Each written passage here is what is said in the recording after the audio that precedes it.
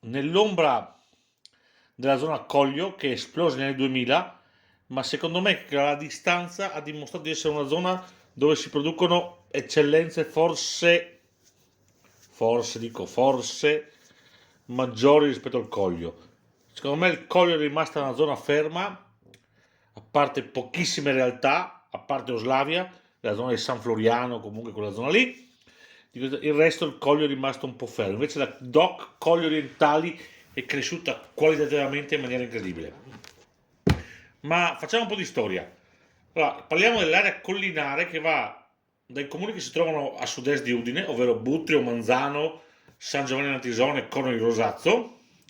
Quindi il limite meridionale, diciamo che è il fiume Iudrio, scusate, e arriva fino a nord nei comuni di Tarcento e Nimis. Quindi parliamo di circa 2000 ettari e 200 aziende vitivinicole. Il territorio, ci arriveremo, è molto diverso perché secondo me la parte sud, ovvero Corno di Rosazzo, Butrio e quella parte lì, Manzano, è molto simile alla zona di Cormons. La parte nord è totalmente diversa, ma qua purtroppo entra in merito la geologia. Però siccome le zone DOC sono divise per motivi politici, non voglio fare polemiche con nessuno, sia chiaro, però secondo me è totalmente sbagliato il sistema di denominazione. La DOC Colli Orientali è veramente molto disomogenea nel suo territorio. Come dicevo, secondo me negli ultimi anni ha manifestato la cresta maggiore in termini di qualità, dove si è valorizzato molto di più il termine terroir, inteso proprio alla francese.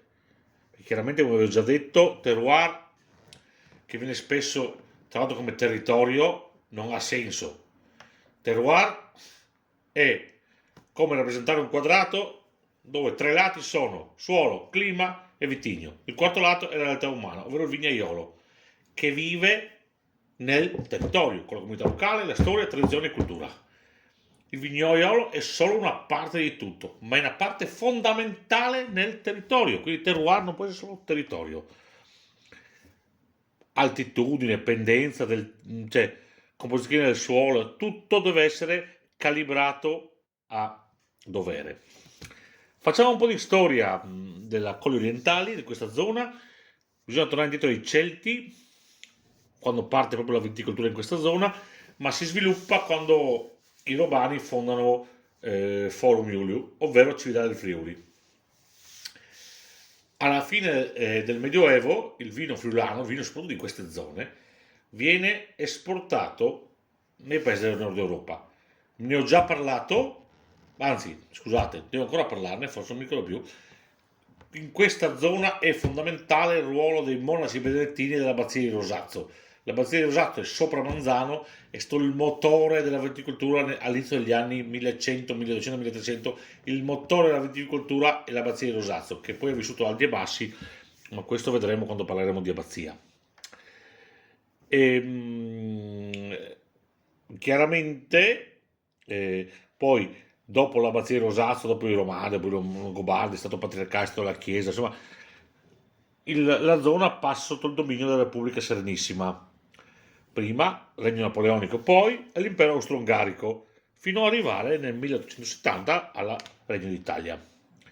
Il terreno io lo divido facilmente in due parti: Flis di Griveau a nord, la zona di Cividale e sopra, e Flis di Cormons, la zona sud. Il Flis, ovvero è Ponca, che occupa la maggior parte della superficie. Chiaramente poi abbiamo dei terreni che derivati da depositi alluvionali e depositi detritici, quindi non è proprio omogenea la zona dei Colli Orientali. Ci sono varie tipologie di terreno e si notano quando si vanno a provare i vini. La zona è coltivata da moltissimi vitigni internazionali, autoctoni, c'è un po' di tutto. Ci sono certe aziende, infatti io mi incazzo spesso con loro, che arrivano anche a avere 20 referenze. Io dico sempre, ma come fai a fare 20 vini buoni? È difficile, cioè è impossibile, cioè veramente è un casino, deve essere veramente un genio e avere veramente le persone giuste a fianco a te. Comunque, Qua si coltivano vitigni autoctoni come Refosco, dal Peduncolo rosso al Refosco di Faedis che è diverso, Pignolo, Schiopettino, Tazzolenghe, poi bianchi, Friulana, Malvasia, Istriana, che non si può chiamare Istriana sulla bottiglia per motivi di normative con la comunità europea, Ribolla gialla, Piccolet, Verduzzo, e poi abbiamo, vabbè, Merlot, Merlot, Cabernet Sauvignon, Cabernet Franc, Pinot Nero, Pinot Grigio, Sauvignon, Chardonnay, anche Riesling Nano, qualcosa di Riesling Italico. Insomma, diciamo che rispetto al Collio Goriziano troviamo una percentuale maggiore di vitigni a bacca rossa, dato che comunque in alcune zone sono molto vocate. Butrio Premariaco è una bellissima zona per la bacca rossa, ad esempio. Comunque la bacca bianca in generale fa da padrone. Il friulano è molto più coltivato nei colli orientali, Toccai friulano, che nel Collio. Questa zona, una menzione la faccio per il Pinot Grigio, dove ci sono alcuni produttori tipo Specogna, tipo Butussi, ne faccio due nomi a caso. Nonostante si sia andato verso la vinificazione del Pinot Grigio in bianco, per tradizione hanno continuato a vinificare il Pinot Grigio ramato, ovvero un vino che rimane a contatto con le bucce, ovvero quando si vinifica non macera con le bucce, rimane a contatto solo per 10 ore, 15 ore, 24 ore, quello che è, insomma ogni produttore decide il suo. Che non è né un vino bianco né un vino rosso alla fine, ma io lo definisco un bianco travestito di rosso, dove trova le migliori caratteristiche di entrambi: buona acidità e struttura, finalità e complessa e notevole potenziale evolutivo. Attenzione, non è che sia il miglior vino al mondo, è solo che riesce a ottenere delle espressioni molto interessanti. Nel 1970 nasce la DOC Colli Orientali del Friuli, che adesso si chiama Friuli Colli Orientali, importante questa definizione, che è anche il concetto di tutela. Al giorno d'oggi abbiamo 6 sottozone e 13 G, quindi capite perché è molto importante questa zona. La DOC comprende chiaramente tutti i comuni o parte dei comuni di Manzano, San Giovanni Antisone, Butrio, Corno Rosazzo, Premariacco, Prepotto, Cividale, Torreano, Povoletto, Faedis, Reana del Roiale, Tricesimo, Attimis, Nimis, Tarcento. Le 13G all'interno di questa zona sono Piccolet, Colli Orientali del Friuli, Rosazzo e Ramandolo. Ramandolo è prodotto in una parte dei comuni di Tarcento e Nimis e prende il nome dalla frazione di Nimis che si chiama Ramandolo. È un vino a dessert o da meditazione prodotto con uve verduzzo friulano, chiamato localmente verduzzo giallo o verduzzo di Ramandolo, appassita in pianto in cassette. Qua la viticoltura è abbastanza eroica, i vigneti sono terrazzati, le pendenze sono forti, però il clima è unico, le escursioni termiche sono elevatissime e c'è grande piosità. Il vino è dolce ma fresco, con una buona presenza di tannini, perché il verduzzo comunque alla fine è un vino tecnico. La seconda DOC CG è nata anche in ordine di tempo, è la DCG Colli Orientali del Friuli Piccoletto, nata dal vitigno Piccoletto. Anche qua si può produrre solo in versione dolce. Interessa in totale 19 comuni, ma anche piccoli comuni di esso. Comunque, bene o male, la parte nord, ma riusciamo ad arrivare anche a San Giovanni Antisone, anche a Corno, insomma, è una bella parte collinare che va da nord-ovest a nord-est, insomma, cioè, scusa, da nord-ovest a sud-est. Ecco, insomma, una fascia proprio della Colli Orientali. I terreni sono tra i 100 e i 400 metri sul livello del mare. Ah sì, cosa importante, in Friuli non si tende a vinificare in alto alla collina, ma alla base della collina. Questa è un po' una caratteristica friulana, vabbè, altri discorsi, giusto per dirvi. Quindi qua i terreni, scusa, i vigneti sono anche spesso abbastanza alti. Anche qua le colline sono terrazzate. La storia del Piccolet è lunga, molto bella, era un vino conosciutissimo nel 1800, ne parleremo in una puntata dedicata a parte, facciamo così, perché il Piccolet merita, perché secondo me si producono versioni bellissime di Piccolet secco, quindi merita essere parlato della storia del Piccolet. L'ultimo 10G si chiama Rosazzo, è un blend di Toccai friulano, al minimo al 50%, di Sauvignon dal 20 al 30%, Pinot Bianco e o Chardonnay dal 20 al 30%, Ribolla gialla fino al 10% e altri vitigni a bacca bianca idonei alla coltivazione in provincia di Udine, max un 5%. Questa è l'ultima nata nel 2011 e la parte sud della Colli Orientali. Ci troviamo nei pressi dell'abbazia di Rosazzo, tra i comuni di Manzano, San Giovanni e Corno. Questa secondo me è la zona più importante che abbiamo in Friuli. Va valorizzata perché è una zona veramente importante. Come vi ho detto, ne parleremo a suo tempo, quando parleremo di Abbazia di Rosazzo. L'Abbazia di Rosazzo è una delle cantine, forse la cantina più vecchia d'Italia, comunque una delle più vecchie d'Italia, e il vino nasce attorno all'abbazia. Un vino che non poteva mancare nei banchetti della Repubblica Veneziana e insomma altre cose, ma ne parleremo. Poi abbiamo varie sottozone dedicate a vini specifici. La prima nata in ordine di tempo è la sottozona Cialla, che comprende la località, una collina alla fine del comune di Prepoto, dove si trova una sola azienda, Ronchi di Cialla. La denominazione è dedicata a loro. È la sottozona storica nata nel 1995, è un vero e proprio cru per ribolla gialla, verduzzo, refosso e schioppettino, nonché per gli uvaggi bianchi e rossi prodotti dalle uve che ho appena citato, con l'aggiunta di piccolette.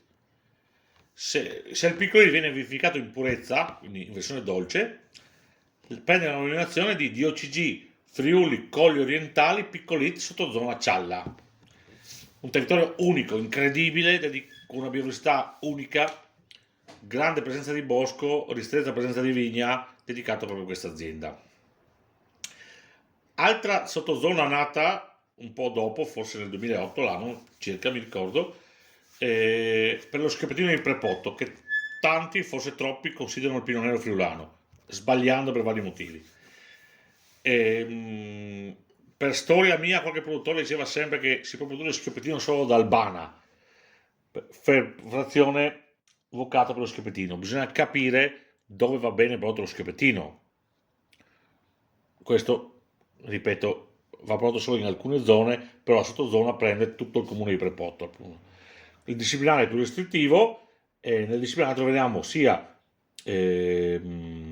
versioni più fresche che versioni più complesse.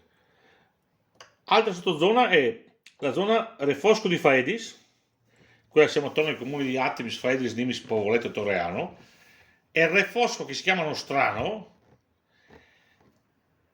e qua dà il top del soldato, è diverso dal refosco al peduncolo rosso.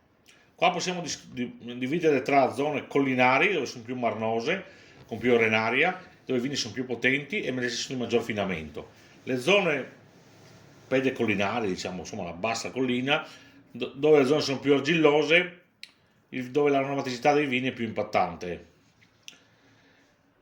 Nell'area di Faedis troviamo i terreni alluvionali del torrente Grivò, più superficiali, con uno scheletro grossolano, scusate, dove si producono vini più fruttati, più speziati e forse probabilmente da bere anche più giovane.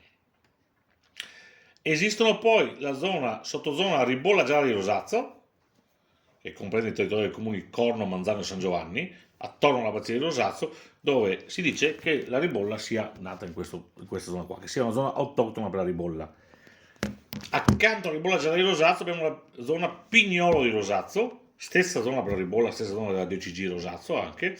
Questo è considerato il re dei vitigni a bacca rossa friulana.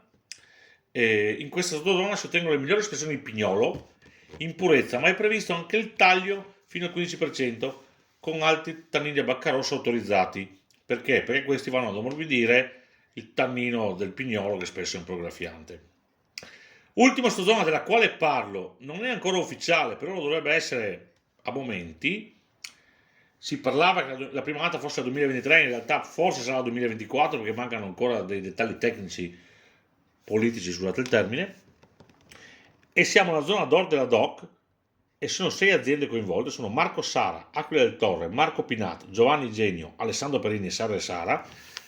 Hanno creato un disciplinare, mettiamolo così, come si faceva il vino una volta, ovvero blend di friulano e piccoletto.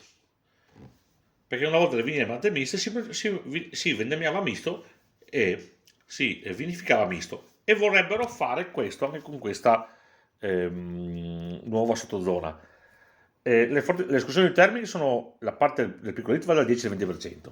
Le escursioni termiche sono grandi, la biodiversità è elevata e i vini hanno una bella freschezza, buona sapidità, bel corpo aromatico e il corpo comunque è bello strutturato. Perché come vi ho detto, il piccoletto vinificato secco dà profumi incredibili, pulizia e beva stupefacente. E il piccolet è più verticale, profumato e minerale, di solito in queste zone qua. Se ci aggiungiamo l'affinamento in legno, abbiamo degli aromi che vanno a intersecare e dare un bouquet veramente splendido. Ci sono delle realtà che già producono così, Aquila del Toro e Marco Sala, gli ultimi assaggi che ho fatto sono proprio molto molto interessanti. Dai Colli Orientali vi saluto e ci vediamo alla prossima.